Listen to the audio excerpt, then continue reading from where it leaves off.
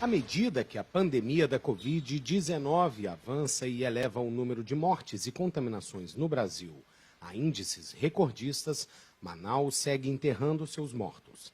A maioria dos óbitos do país ocorre nos estados de São Paulo e Rio de Janeiro, enquanto o Amazonas se mantém na quinta posição entre os mais afetados pela pandemia.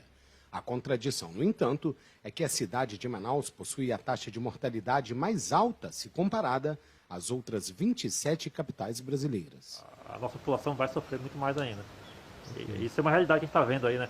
Segundo você olha a foto aérea do cemitério, é uma coisa assim, um filme de terror. Algo que eu jamais imaginava ver isso na minha vida. A região é um retrato do que pode se tornar o cotidiano em outras capitais brasileiras nas próximas semanas, uma vez que o pico da pandemia é esperado para maio. Moradores de Manaus já sofrem com a falta de pessoal e aparatos médicos. A gente não teve a chance de transferir ela para o hospital da Finazis, que é o hospital de referência, onde ela devia ter sido tratada, né?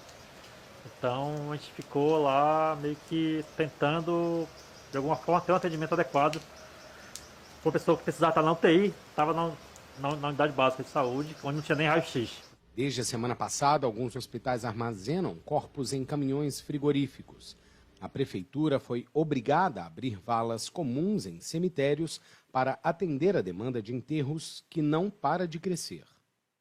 As pessoas não podem se abraçar, né? É um momento extremamente sensível e delicado.